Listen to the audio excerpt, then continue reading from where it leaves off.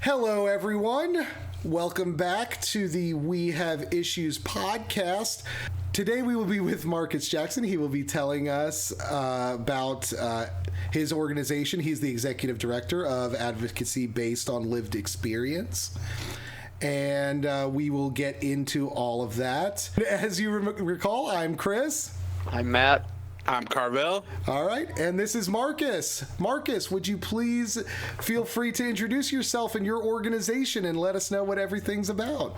Yes. Hey, first, thanks for having me, Chris and Carvell. My name is Marcus Jackson. I am the founder and executive director of Advocacy Based on Lived Experience, or ABLE, as we like to call it. And we are a group basically with a mission to build and foster relationships of trust amongst Kentuckians with lived experience in their communities, right? So when we talk about lived experience, we're talking about people impacted by incarceration and addiction. That includes their loved ones as well, because that's time you can't get back with your loved one when they're gone or going through addiction. And we do this. We build these relationships through mobilization, education, and organization, right? So it's all about raising awareness, getting people to understand that they can have a different life, that something better can happen for them, mobilize them to take those steps to do those things, and then bring them in so that we can build a broader base to make sure that we're reaching more people, because there's so many people impacted by incarceration and addiction in Kentucky and the world at large that it's going to take all of us to do the work. So once again, thanks for having me. What would you say you're more direct is what your organization is, what ABLE is advocating for specifically in Kentucky? Oh, yeah. So right now, restoration of voting rights. Currently in Kentucky, Section 145 of our Constitution denies you the right to vote forever if you've ever been convicted of any felony. Okay? Forever. Civil death. And we're trying to change that. We really believe that once a person has completed their sentence, their debt is paid, they should have full citizenship. They should be able to vote. They should be able to serve on juries. They should be able to hold political offices, right? And it's a bright line. It's establishing a bright line so that it's over. A lot of people can't put their past behind them because it's never gone. Every day that you're walking around here, even though you've been free, you've done everything you're supposed to do, your whole life is totally different than it was before you was incarcerated or faced with addiction. It's still that cloud over your head. You're still telling me I'm not enough. I'm currently disenfranchised. I've been home for 7 years. My sentence has been completed for the last 5 years, and I can't vote. And when I just go around and I'm talking to people, and I'm very fortunate. Let's be clear. I'm very fortunate because I am a person that people have invested in, and it's different for me to walk around with that stigma. It doesn't impact me. I actually get paid, and I have a position because of my past conviction. But a lot of people still have to walk around in the shadows with their heads down, afraid of being found out, can't get adequate housing, can't get a good job. And some of these convictions are 20, 30 years old, and it's still impacting them. And what I try to get people to understand is that if we continue to isolate people, the worst harm happens in isolation. We weren't created to be isolated. We were created to be with people. We were created to thrive and love and care and build relationship with people. And felony disenfranchisement in Section 145 of our Constitution prevents that from happening. And it's almost like you think the supreme law of Kentucky is our Constitution. And if our Constitution says it's okay to discriminate against somebody, what makes you think businesses, landlords, everything else in our society is not going to be like, okay, I'm justified in this belief? And that's why we need to change it. So bright line is done. Let's bring people in. Let's let people heal and let people be productive. Yeah, I think that's very good. it's something that we're lacking a lot in this country is empathy and an understanding of other people's situations. I mean, for God's sake, it's weird how we can understand, like, for an example, Robert F. Kennedy Jr., who is the current U.S. State Secretary of Health and Human Services, right? We know that he had a heroin addiction. We know that he had, of course, he was at a level where he didn't have to serve prison, but many people that did exactly the same thing he did, especially if you weren't wearing the right color, they would be in prison right now, and then they would be going to the issues that you're talking about right now, Marcus.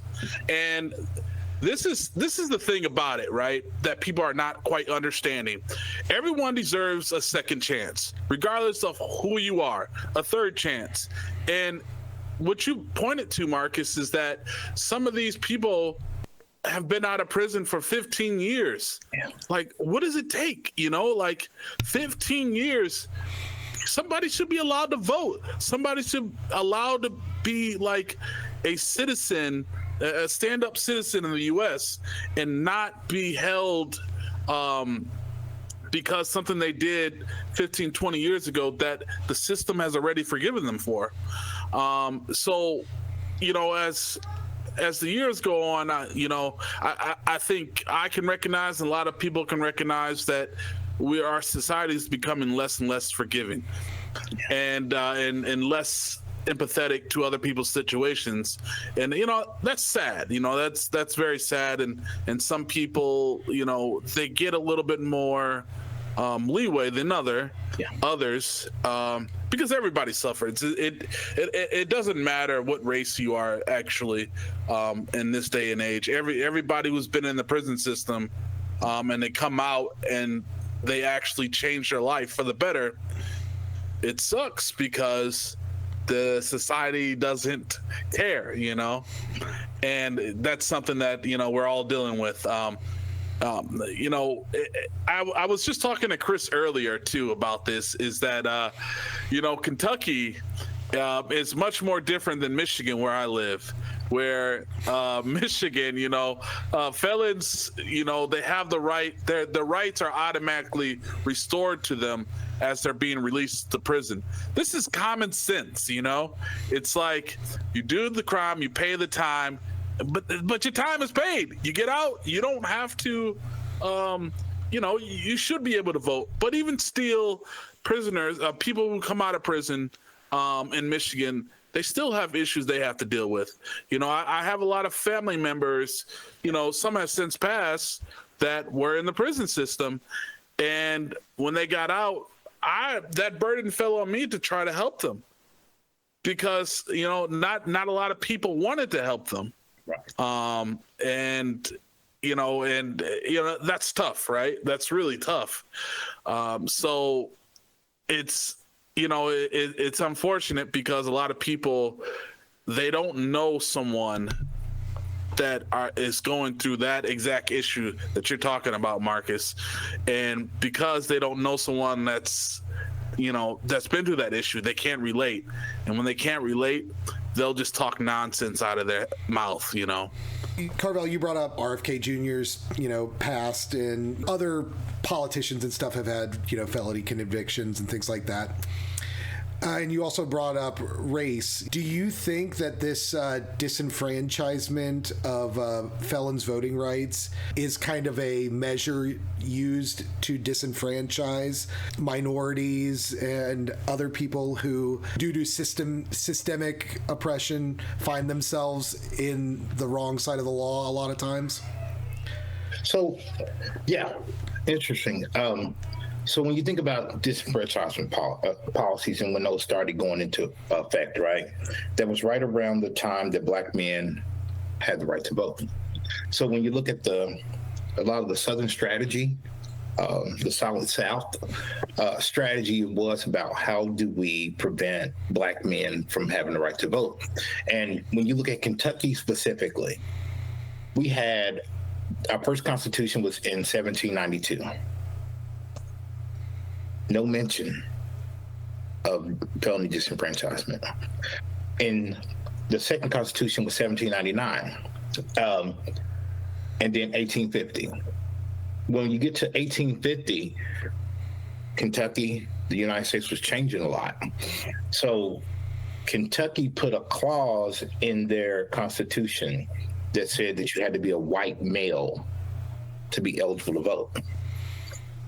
Even further, you could not be arrested going to and from the poll for anything less than treason or like murder. You could basically have a pass, right? And then 1891 was our final constitution. That was our fourth one.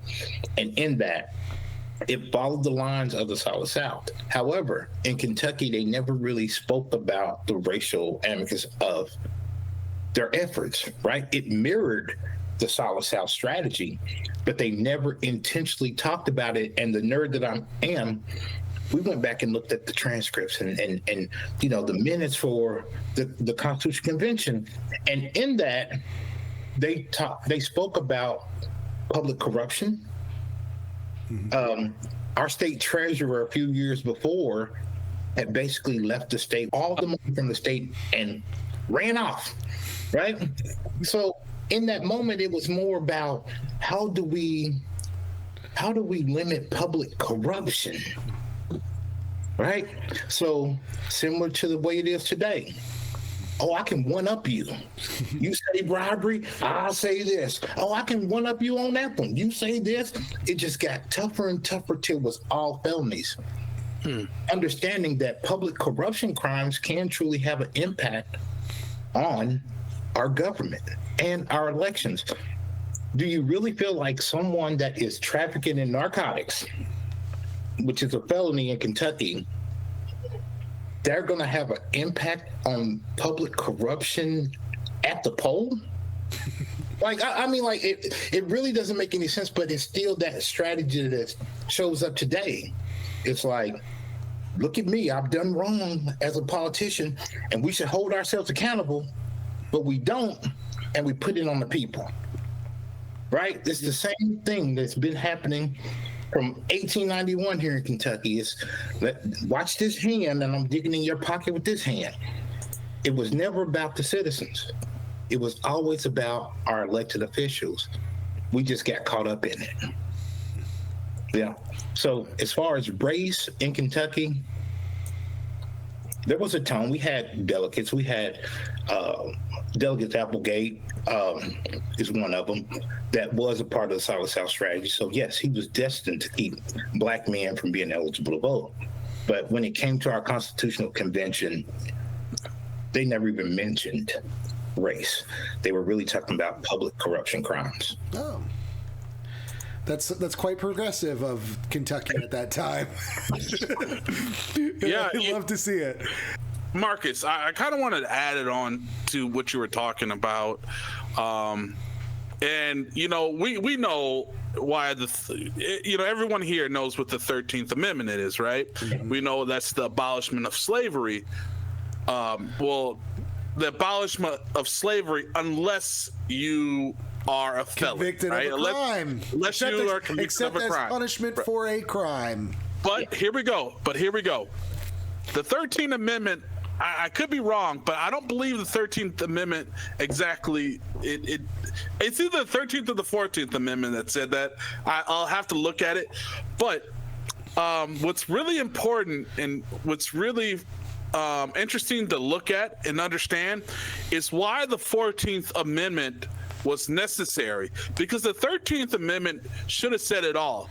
But we know that a lot of states, particularly a lot of southern states, after they created these black code laws, where it was like, okay, we can, if a black person is not working, we can put him in jail, and therefore he can be a legal slave. Mm-hmm. Well, that's why the 14th Amendment was created so that, hey, these black code laws, they got to go away. We got to, and if it's a felony, you've just taken away their right to vote, and that's one less Republican at the time that you have to worry about. Right.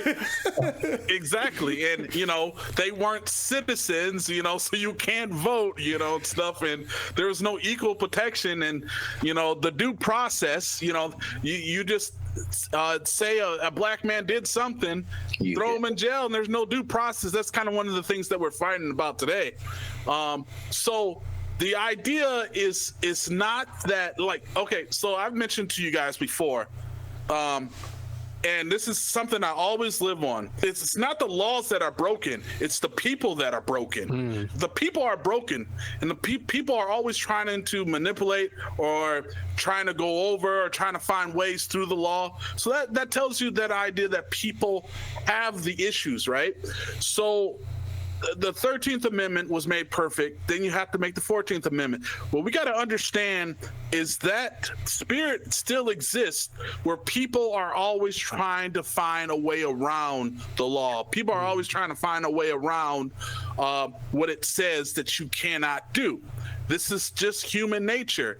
And so when we see in a system that 5 grams of crack was a mandatory 5 years, but 500 grams of powder cocaine, you can have that, and that's a 5 years. That's a difference, and we know why. It's because it's not only, it was mainly the poor people, right, that was using crack, but a lot of them happened to be black. So I'm not saying that that's why the sentence worked. What I'm saying is that the people that are unwilling to help themselves, they are attacked the most, right?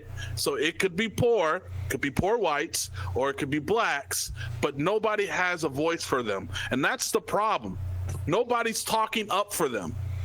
And this is the problem that we're dealing with right now in today's society, is that when you have a felony on your record, a lot of us think that, well, he's just a felon. Nobody is speaking up for them at all because nobody cares. Nobody has any empathy.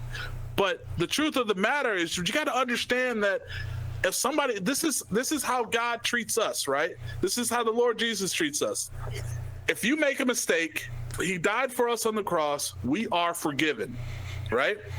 Sometimes it might take us some time to get out of the mud that we created in ourselves, but ultimately our Creator has forgiven us. Shouldn't we work in the same ways as our Creator and forgive those in society? Now, I'm not saying that I know the system and the laws and how it ought to work. But some things just make complete sense, right? Like Marcus was saying earlier, if somebody's been out of prison for 15 years and he's been a stand-up citizen in our society, why can he not vote? Why can he not participate in the American experience? Well, that is an issue. Carvell, what is, you say you don't know the system, but you know enough to know what is what is the main goal of the criminal justice system? It's to rehabilitate. And like you're saying, if you've been out 15 years and it's still following you around, how has that rehabilitated anybody? If you can't gain back your rights, how have you been rehabilitated? Yeah. Yeah. Oh, you're cooking. So you touched on, you hit so many things right there, right? And I want to touch on a few of them. Sure. When you spoke about the 13th Amendment, right?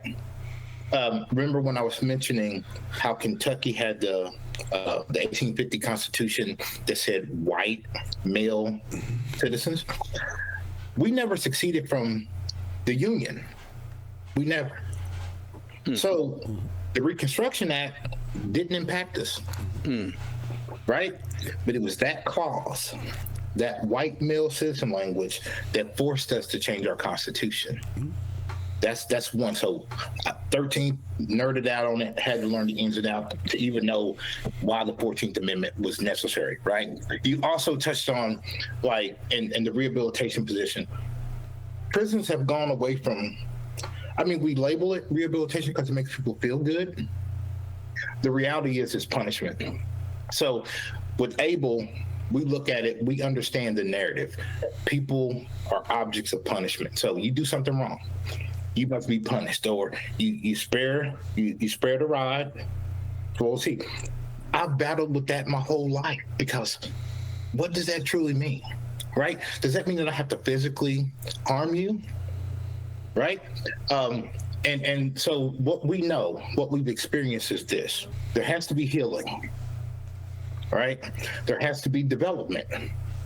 That's how we thrive. Okay, so when you come out of incarceration, no one talked about the trauma that you experienced while you're there. And because you did something that was technically wrong, whatever happens to you while you're there, you earned it. You earned it. If the food is horrible, it ain't supposed to be gourmet service in there. You deserve that food. And on that boxes and food in that prison, the meat says not for human consumption. Right? Yeah. When you come home, right? When you release from prison, no matter how much you have been self-rehabilitated and somewhat healing, a lot of us are returning to the same dysfunction that we left. Our family members are still in the same spots. You know what I mean? And then on top of that, now you have the added pressure and underneath the microscope because you are on probation or parole. So you are actually a superhuman, a super citizen during that time that you're on parole to complete a sentence. No one truly understands how hard and how difficult it is to actually complete a sentence. Every one of you, and I'm assuming here, you have the right to have a cold beer in your refrigerator if you choose to. You're over the age of 21, you can go buy a beer and have it in your refrigerator, even if you don't want to drink it. But if I have a partner that I'm living with in my home while on parole, that cold beer in that refrigerator sends me back to prison. You see what I mean? Like, it's almost, I try to explain to people, like, you've been taught to write with your right hand your whole life. And the rules is to stay between the lines, right? When you come home, they ask you to write with your left hand because life is totally different. And they want you to stay in between the lines, but the lines are smaller, right? So you're very careful. And so you go slower. You're out, but you're not out. You see what I mean? It takes time. You're being careful. You know what I mean? So we can't thrive. We can't live as quickly as just the average person in a world that demands that you are faster than the average person in order to have anything, right? So every obstacle that they place in our way is really traumatizing. I guess it's like you can't get out of your head. You can't never get right. You can't never heal. You can't let it go. You know, and then we wonder why the recidivism rate is the way that it is. Oh yeah. We question, and the system is so barbaric in a way that if you come home and you do right and you make it, the system gets the credit. We rehabilitated him. Look what he was able to do after that period of incarceration. If you mess up, it's not on the system that the system failed in their rehabilitative practices. Personal agency. You chose to do that. It's a system that you just cannot beat. And the thing is, it doesn't have to make sense, as long as people can feel like it makes them safer. So that's what we're up against in our working. But we try to be very clear. The conversation we're having now is more around the criminal legal system, the flaws, the things that need to be changed and stuff like that. And our work with restoration is totally different, because we're talking about people who is no longer underneath department control. You know, we're talking about people that are free, just out here as citizens that have paid their debt to society. And that's where we get caught up at, is because they take that citizen and then give us all the things that goes along with a felony sentence and incarceration, and you can't get away from it. So that's one of our biggest obstacles right now to this work, is because they want to say, what about this crime? What about this crime? What about this crime? And the reality is, yeah, what about them? But our system has figured that out. In Kentucky, if you get a murder charge, depending on the facts of the case, you may never get out of prison again. So therefore, you will never have the right to vote again, right? If they give you a life sentence and you get to come home, you still have a life sentence and will not be able to complete your sentence. So therefore, you will never get the right to vote again. We're talking about people who have been adjudicated through this court system, and this court system with all this might and glory has determined this is your punishment. And if your punishment does not meet a lifetime ban or lifetime consequences, you should have a finish line. You should be able to go on with your life exactly the way you were before, only trying to be better this time, right? And when you talked about empathy and compassion, I will tell you, people with lived experience who are allowed to heal, who are allowed to have their leadership develop. And when I say leadership, I'm not talking about elected officials. If they want to become elected officials, great. But I'm talking about just being the head of your family. If I've been away from my child, and I was gone for 10 years, when I went in, my daughter was 5. I came home, she was 15. How do I parent a 15-year-old who I haven't been around? Right? So I need help in how to be a father to a teenage daughter who's pretty and I'm threatened by any man that wants to talk to her. You know what I mean? Yeah. I mean, how do you handle that if you have been brought up in a system that told you that you have to act with aggression to protect the people and things around you? Right? So it's like, I needed that development. I needed somebody to come in and help me understand and how to talk to. That's the healing part. You know, we repair our relationships, heal through that. Give me some skills so that I can be able to understand how to navigate my relationship with my daughter. And then we can have an amazing relationship like we do today. Right? That's the formula that we're trying to get people to understand. Let's let people heal. Let's give them the skills and things that they need to do to be great at whatever they want to do, and just leave them alone and let them thrive. Yeah, I'll do a little side quest on that, Mr. Jackson. It's kind of related. You may even have seen the news story. So I'm from Louisiana, and Angola, they did a father-daughter dance where the daughters got to come in, you know, and well, yeah, you'd say that, but man, the comments section, man, the people who were saying this is what we're spending taxpayer money on, and for one, it's not taxpayer money that was being spent, but two, I was like, how callous can you be? Like, you know, some of these guys are doing extended years, some of them probably life, and they can't even, you know, don't even want them to have a dance with their daughter, which there was a part of me that was thinking that's kind of a cruel punishment because you get to see your daughter that one time and, you know, you're stuck in there. So I was like, maybe that's not a good thing, but yeah, it was the comment section, the general reception, not the first inclination would be this is a good thing.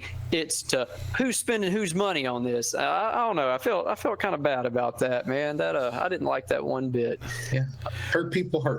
To jump on your point, and Marcus, something that you said earlier that caught my attention. You were saying that the prison food, it says not for human consumption.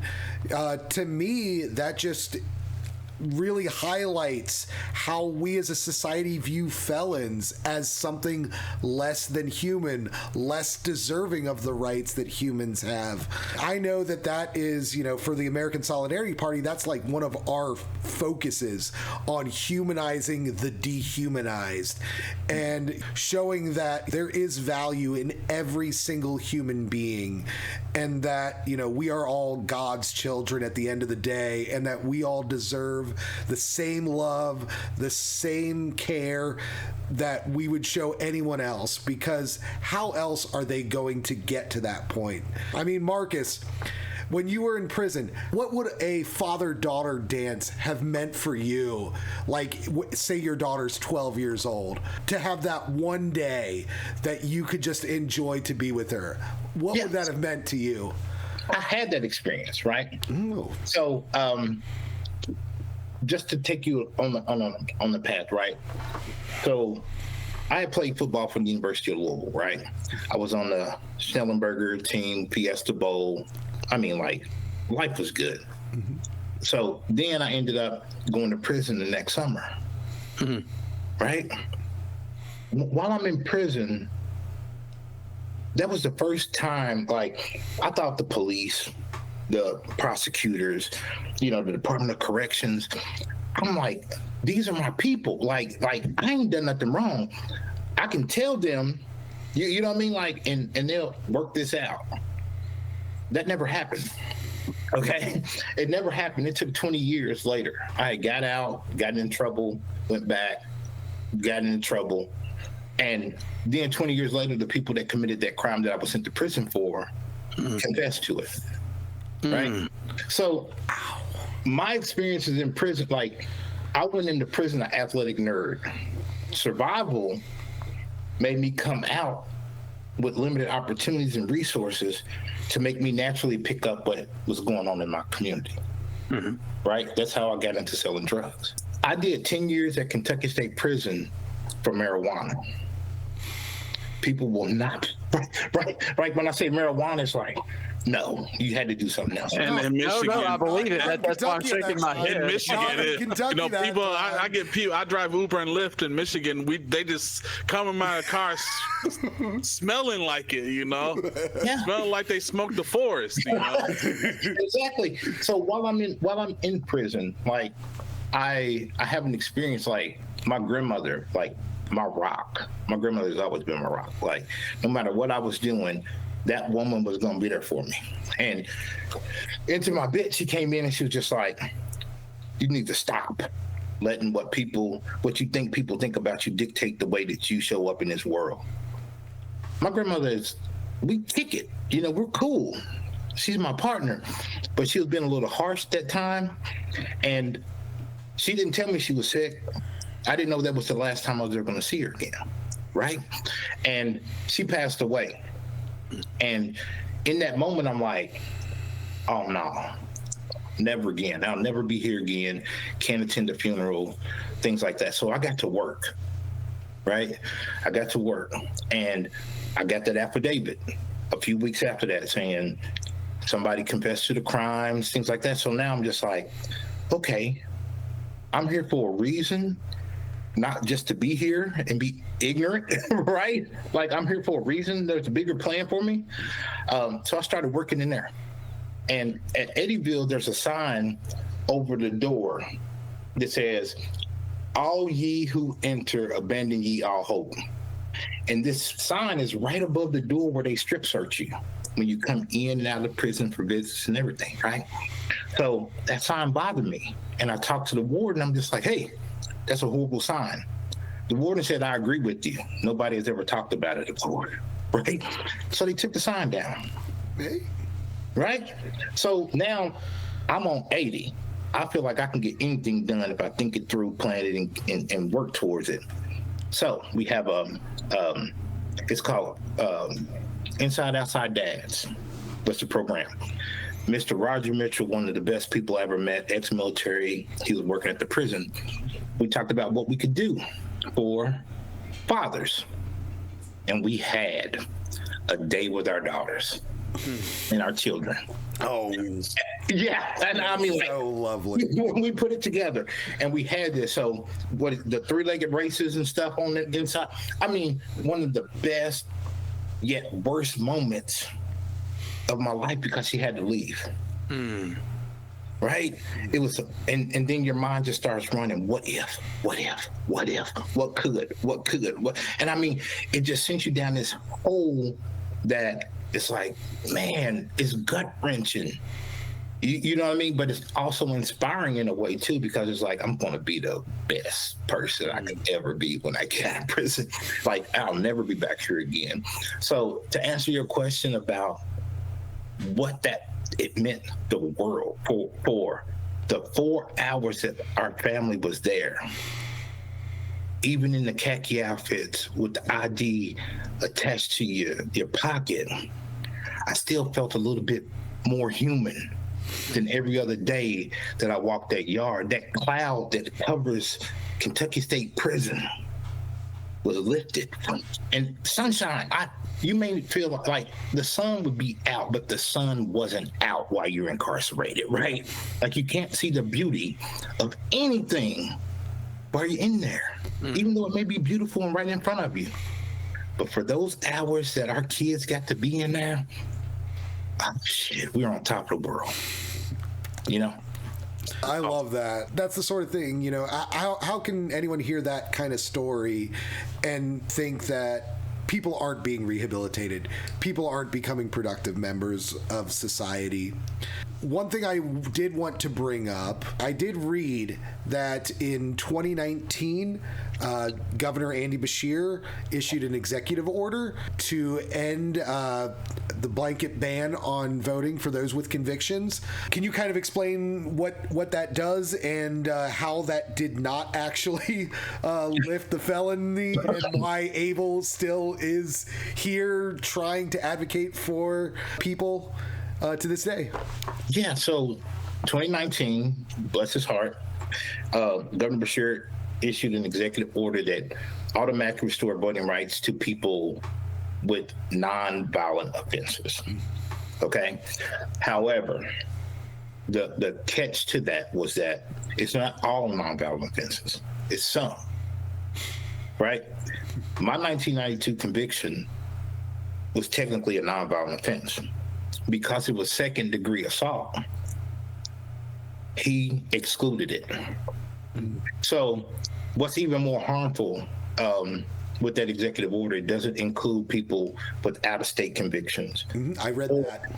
Or people in Kentucky that was charged federally. Oh.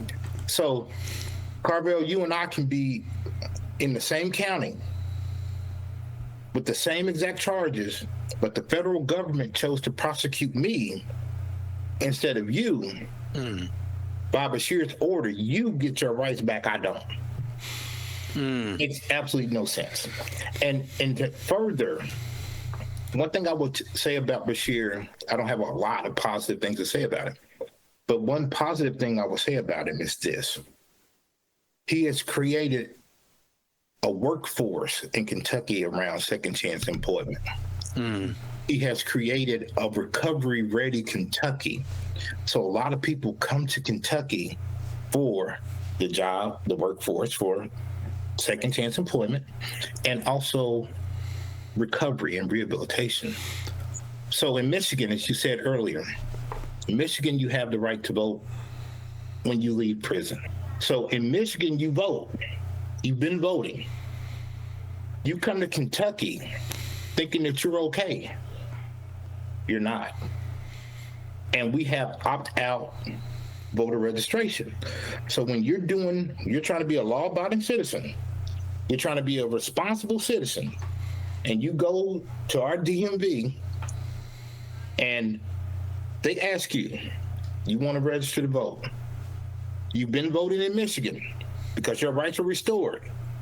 And you're going to say, yes, it's my duty. You just committed a felony by your answer in Kentucky. Wow. So you figure Kentucky is surrounded by Tennessee across the bottom, Missouri, Illinois, Ohio, West Virginia, and Virginia.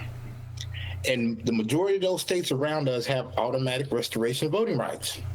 And you come to Kentucky and you try to be a good citizen and get your life together, you have technically committed a felony when you register to vote here in this state, in this Commonwealth, because of that executive order. Wow. Oh, that's crazy. Do you know if anyone's ever been prosecuted under that? Okay.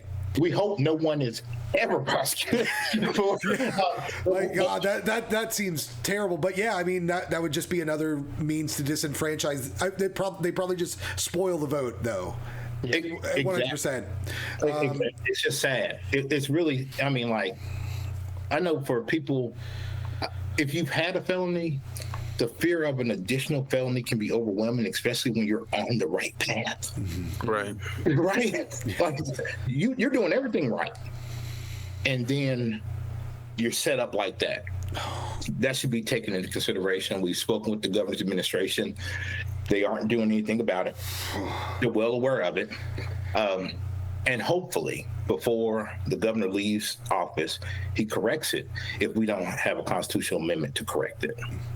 Marcus, it's actually much harder too when you just made that statement that when you already have a felony, you try not to get another one. Because if you have one felony on your record, it's difficult to get a job. A lot of these people, they fall into the same tracks that got them there because of the way the society treats them. I've seen it firsthand where, I've known family members, or I've just known random people that, they were looking for something decent. They got a girlfriend or a wife that is asking them that, hey, I need your help. And got kids that's like, hey, I need shoes for school. And, they could get a job at McDonald's, which, a lot of people do if McDonald's is willing to hire them. But a lot of times, they're like, I can't make ends meet. Let me just sell this bag real quick and make me some money real quick, and then I'll be good. And it sucks because a lot of people fall in that same track just because of the way society treats them. But the good thing that comes out of it is you do see a lot of felons becoming entrepreneurs and, open up their own businesses and doing well for themselves. But not everybody has that entrepreneur spirit, I think. And not everybody knows the ins and outs or has connections or knows people that can help them, because a lot of people, they don't have family that's willing to help them, And, we forget about that. So, imagine that you just get out of prison and, maybe your parents are gone. And, maybe your kids don't want to have anything to do with you, really, because they never known you. And, you out here just trying to find somewhere to live, somewhere to stay, somewhere to pay for a meal. You got very few options. Your options are very slim, especially when it's hard to find a job. Yeah. I mean, I don't know how the system has changed in the last 10 years, but I know that was true 10 years ago, Yeah. And I'm sure it's still true today. Yeah, it hasn't gotten any better. And then there's another thing. I'm dating myself. There was a cartoon where the little girl would just hug and love on the cat and I'm going to love you and squeeze you and hug you. And you got to think about that when it comes to a returning citizen, right? You come home. What is the average person's mindset that understands your options are limited, right? You got a felony. You don't be chasing these dreams. You need a job. You need some stability to keep you from going back, right? So when we come home with our dreams and our passions and things things we want to do, our loved ones will also put that ceiling on our head. Oh, baby, get you a job. Quick, get your head out them clouds. Just get you a job and work and be, because they love us and they want us to be safe, right? So we're battling not only society, we're also balancing the fear that our loved ones are possessing and trying to limit our exposure to disappointment and failure. When I came out, I wanted to be an attorney. Okay, I had filed 2 cases to the Supreme Court of Kentucky while I was incarcerated, pro se, and won both of them. I got one gentleman out after serving 20 years in prison for no duty to retreat. Right. And it was I was on fire. But people spent more time telling me why I could not be an attorney than giving me the information. And if I have the passion, I'm going to get it. Right? I'm just going to go get it. So I come home, I'm working for the Louisville Urban League. I'm doing criminal background expungement, killing it. I'm out running my mouth. Next thing you know, the ACLU gives me a job. I'm out all across the country doing restoration of voting rights work, talking about how to engage directly impacted people and things like that. And that's where I met Desmond Meade, who actually provided the opportunity for me to get my nonprofit started. And I say all of that to say this: I'm on the grind. I'm working my butt off. I'm finishing my college because I promised my grandmother that I was going to finish school. And the people that I met along the way provided me more opportunities, even to go to law school, right? They weren't telling me no. They saw what I was doing and they were telling me, yeah, come on, let's do this. But along the way, I found my passion and a greater way of helping people by changing policies over individual cases, trying to help people one at a time. I can influence policy. I can put policies in place that's going to help masses of people rather than those one-offs. Because at 19, I was sent to prison for a crime I didn't commit. Never believed that I would be convicted. 100% naive about the court system. There's no way I'm going. And my dream was to fight for other little 19-year-old kids that may have found themselves in that situation. And now with ABLE, we're trying to create a space where people are human, people are going to make mistakes. That's life. If we can do work that makes it easier for people to get going in the right direction after the mistake, then we've won. And that's all we do. We try to eliminate the disenfranchisement so that people aren't isolated and shut off, right? We try to show up differently and show people like, yeah, I was formerly incarcerated. My story is this, but look at me today. This is what's possible for them. And there's a whole lot of people in this world a lot smarter than Marcus. Believe me, I know millions of people. I know people in prison right now that's smarter than Marcus. I know the feeling. I know that. And until we stop this one-size-fits-all punishment, beat you over the head, wipe you out of existence practices, you can be tough on crime without being stupid about crime, right? We can hold people accountable. Hold them accountable, but let them get back to their lives after you've held them accountable.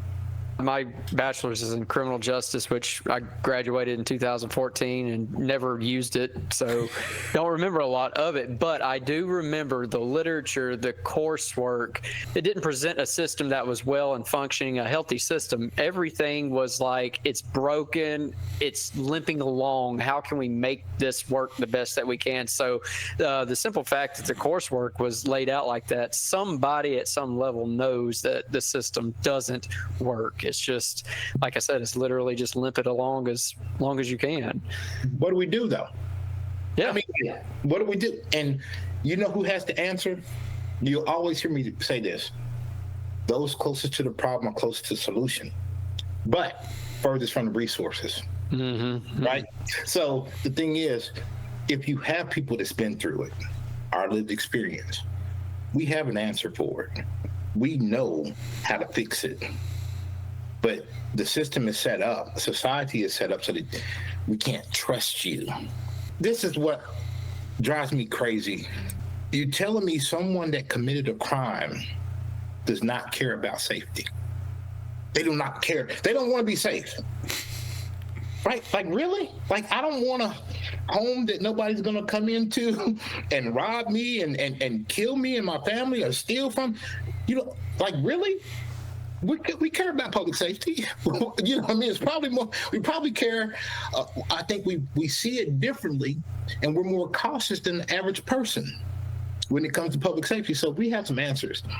It's all about who are we giving the resources to and who are informing and shaping the policies and the systems and the practices with them. Because trust me, I can draw up something pretty on paper that sounds good, but there's a difference between policy and practice.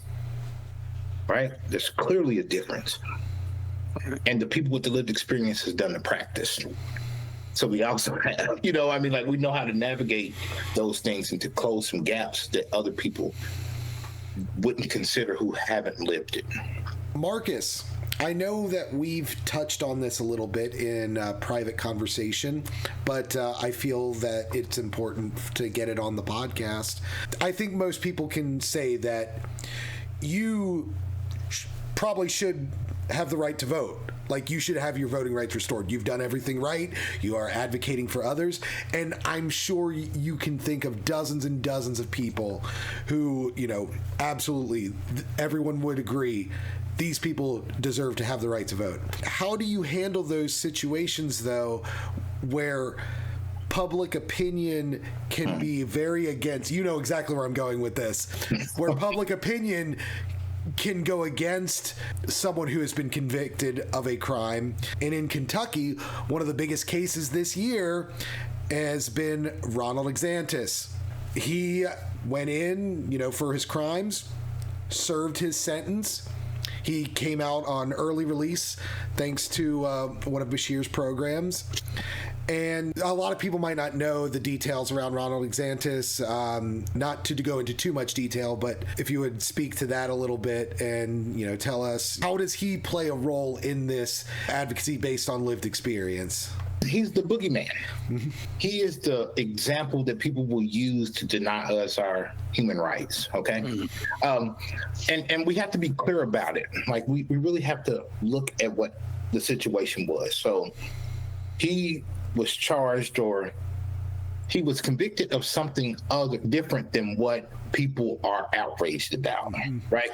He wasn't able to stand trial, right? Because of mental incompetency. What's frustrating is that the mandatory reentry is what it was, right? You have a mandatory reentry supervision that is required for certain offenses, and really they give it to everybody. There's some differences in there of like who's eligible for it and who's not. But the thing is, he served his time in prison, and then they will give you this mandatory reentry supervision where they considered it to be a safeguard for people so that they would be under some type of supervision and weren't just free to roam the Commonwealth, right? So once again, that's the difference between policy and practice, right? So this was their solution. So when he was released on mandatory reentry supervision, right, people just went crazy. They didn't talk about the fact, they were still talking about the fact of the killing of the young child, even though that was not what he was being released for. They left all that out. They didn't talk about that. They glossed it over. So in relation to voting rights, within our Constitution, it says those have been judged mentally incompetent.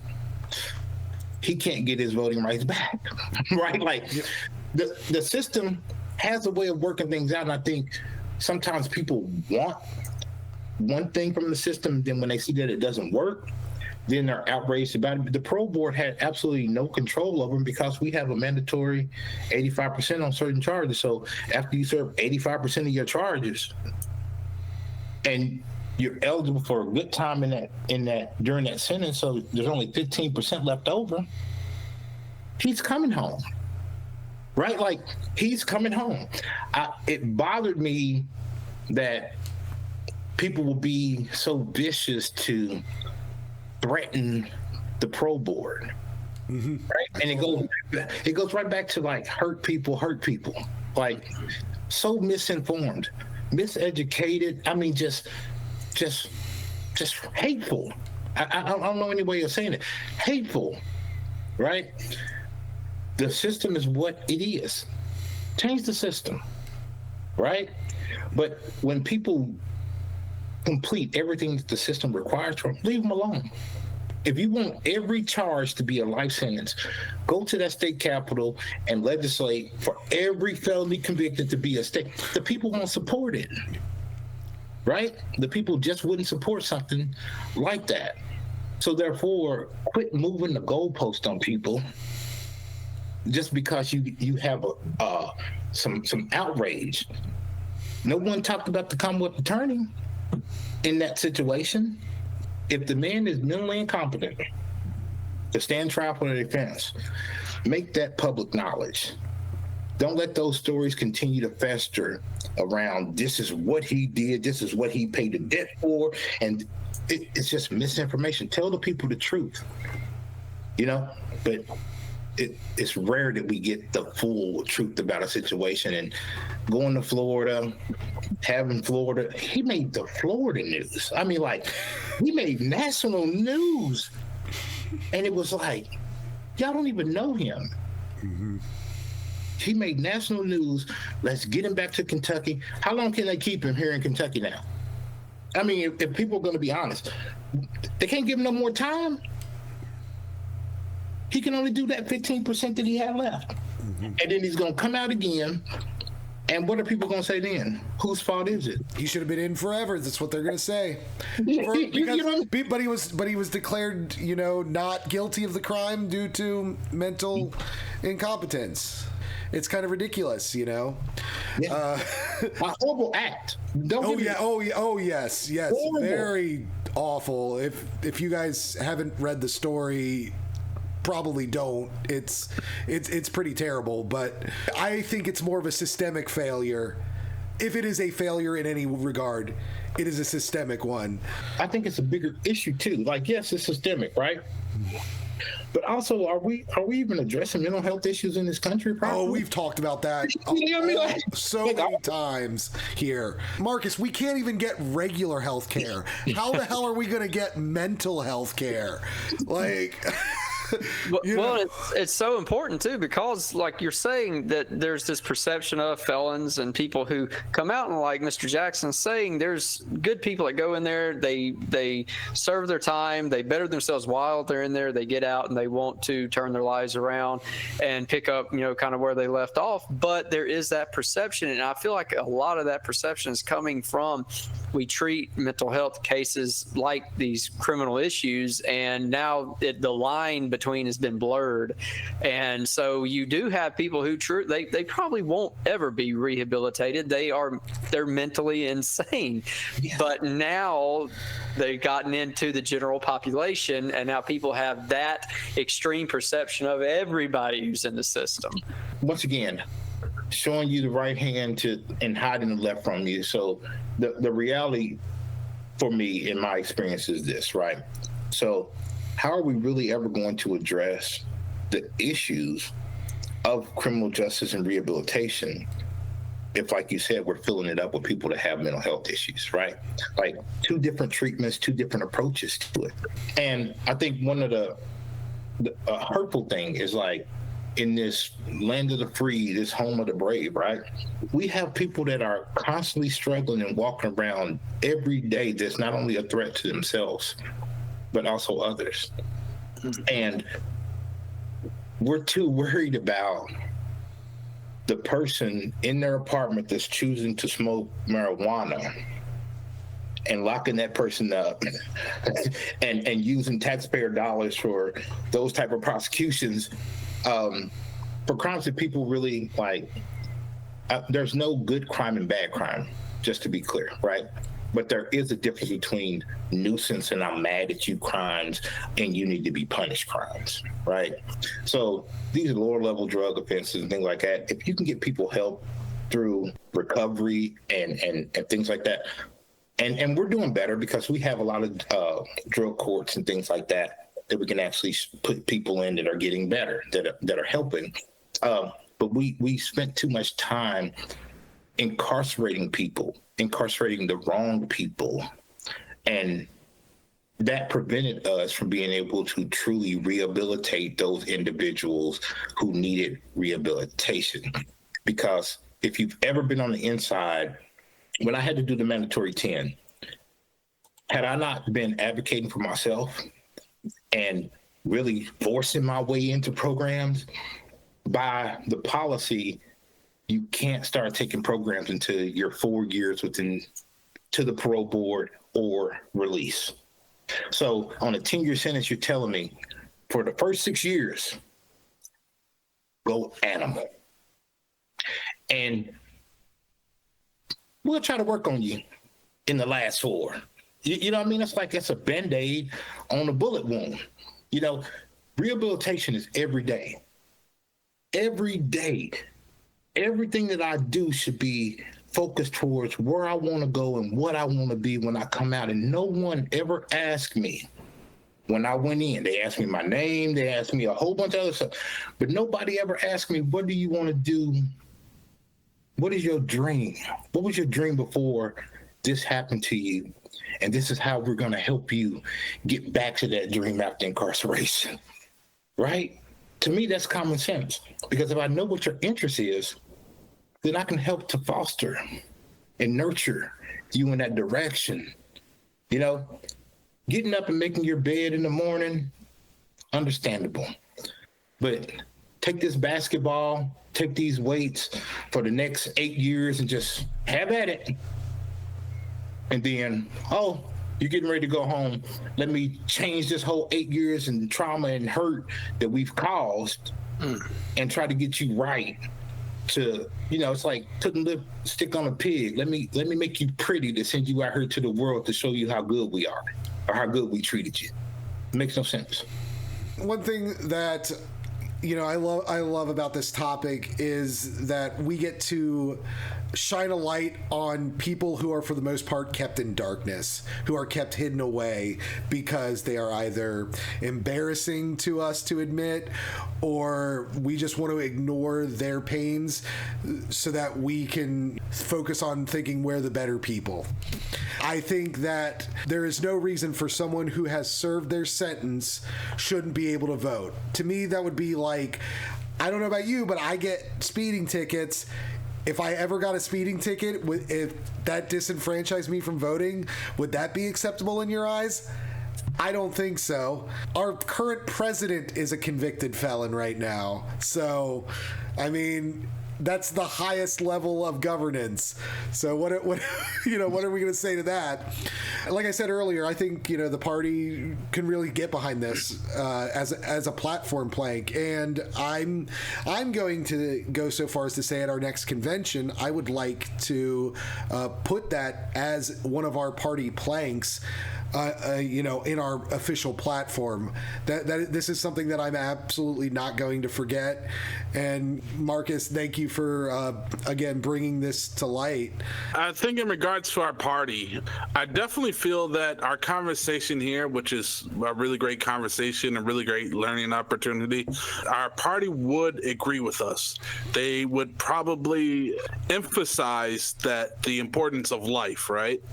The importance of not only having life, but people being able to live out their life as through the American experience. And, everything that we touched on, that the system, how the system is not perfect and people fall victim of the system.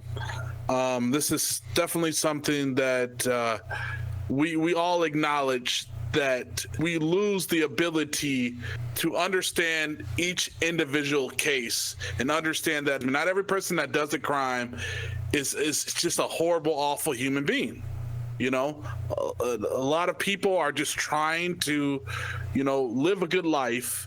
And a lot of people that have been in the system are trying to come out and just be good Americans. But if we're pushing them back and telling them that they're not allowed to, well, then that's just causing more issues. And I really do believe our party, every word that we've spoken here, our party probably agrees, probably 90, 95, maybe 100%. But up there, right? Yeah. I would take the avenue, not so much the human dignity and right to life and all that aspect of it, so much as it just isn't working. And I'm tired of doing crap in this country that does not work. And that's where we have an advantage as a third party that's up and coming. We don't have a perception. We don't have a history that we have to keep up with. It's time to change some stuff. I mean, we've been doing this American experiment for a long time, and you would think over time we would figure out, hey, this has improved things for people. This has not. Let's do this. Let's not do that. Time to change. I'm just ready to, I'm glad people like Mr. Jackson's making people aware of this. I'm glad Mr. Jackson's reaching out to people that do have these perspectives, these inside perspectives, because that's really important. And like you said, man, that's really the perspective that you need to be bringing to the forefront. Marcus, what can we do, not just Kentucky, but around the country, for rights in general, not just voting rights for felons? Yeah, so I think the most important part is like allowing people to just live. You know what I mean? Allowing people to be the best person they can actually be, right? People make mistakes. Some people, they're going to bump their heads more times. They're going to cause harm in our communities. Like, that happens, right? But I also feel like the the punishment should definitely fit the crime. And instead of really punishing people, we should really be trying to figure out how we can help that person become the best person that they can possibly be, right? Because they're going to come back sooner or later. So I would rather you return somebody to my community that is on that path to healing and has those opportunities to never have to go back to the lifestyles that they lived before, right? So our campaign is Restore the Vote Kentucky. Like, my people, we struggle with that. You know what I mean? But ultimately, when it comes down to it, it's just like, once it's done, it's done. Right? I can't go back in the time machine and change my actions as much as I would want to. Like, if you told me today I could go back and change everything in a heartbeat, I would do it. I can't, right? I can only do what you ask of me. We want you to do X amount of time in prison. We want you to come home and do X amount of time on parole. We don't want you to reoffend. We don't want you to go back. You know, we want you to work. We want you to be a productive member of your society, of your community. We want you to, like, really uplift and just be a good human being. And when I'm doing that and I'm on my journey to being that every day, why do you still want to beat me over my head and remind me of where I come from? Mm. Right? So it's like, our yes, yes, no. That's our thing. Yes, yes, no. Yes to automatic restoration of voting rights. Yes, upon completion of sentence. No carve-outs for non-election related offenses. And no waiting periods, because we've already done it. You know what I mean? And it's simple. And the reason we allow the carve-outs for the election-related offenses is because, yes, public corruption is public corruption. That was the intent. If we want our country to thrive and we want the Commonwealth to thrive, yeah, there has to be some accountability for public corruption. We're not saying we're excluding you forever. The thing is just like, your pathway back is a little different. Just like your pathway back for murder conviction, things that say that you're supposed to be gone for life, it looks a little different, right? So support us. Join on. I would love for it to become a part of your platform. I love every political party should, because really it's not about a party, it's about the people. Mm-hmm. And we built Restore the Vote Kentucky based on the lived experiences of our people. We just want bipartisan support in those things. It's our the constituents of these elected officials that are going to them, telling them yes, yes, no, right? And it's time for them to listen. And I'll end on the thing about our lived experiences, right? We've kind of been tempered in that fire.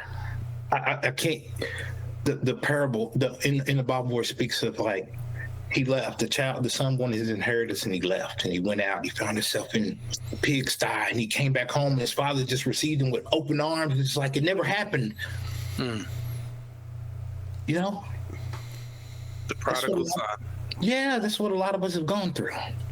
We found ourselves in the belly of the beast. We found ourselves in some horrible situations, right? And we made it through it, but we had enough common sense and enough of a foundation of values and principles and morals in us that we were able to get back and know where to come home to, you know? And it's not easy. And I feel like people need to accept it.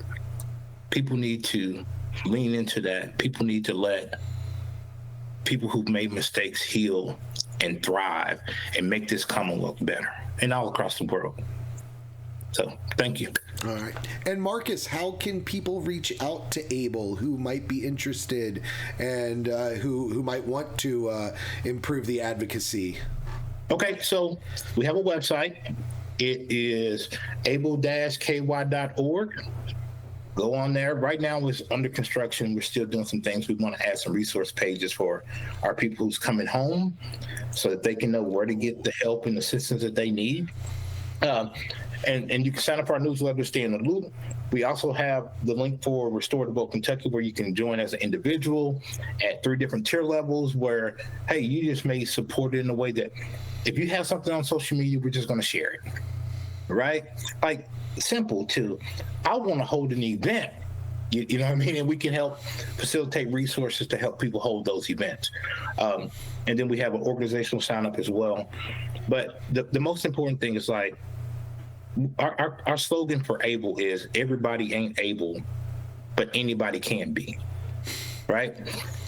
Everybody hasn't faced incarceration addiction, but the rate we're going and how we're making newer crimes every day, it's a matter of time. You could simply, they say the average person commits a felony a day that we don't know we're committing, right? You could be, right?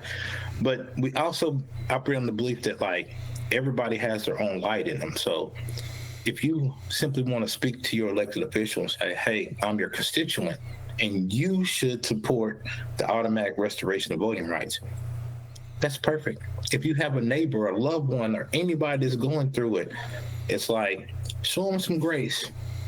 You know what I mean? Like, show them some grace. Like, no, I understand what you're going through. I may not agree with the way that you're handling it, and I may be able to offer you something different, but I got to create a bond and a relationship of understanding before you're even willing to receive the help that I have, right? So it's just like, love on your people. That's the whole mess. Love on your people, and we're going to always be all right. Couldn't be better said. Thank you again, Marcus. I just want to, thank everyone for listening to us, for watching us.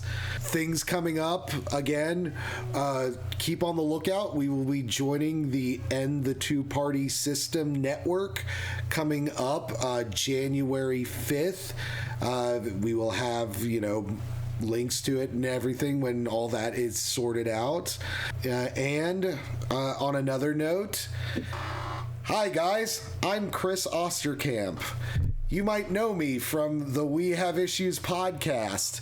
I am currently a resident of Ellesmere, Kentucky, and I intend to run in the 2026 midterm for the U.S. House of Representatives in District 4 of Kentucky.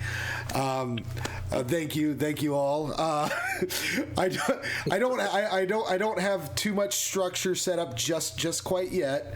I am doing a signature collection. So for those who might be listening in District 4 of Kentucky who might want to reach out, please reach out. I would love to come see you and speak with you on policy. And Marcus, I hope that at some point in the near future we will have more conversations together, because I do think that your organization is amazing and I would love to see it succeed in its goals. And with that, thank you again. Please like, subscribe, comment.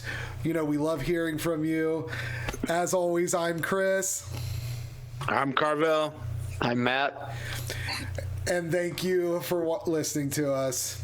God bless.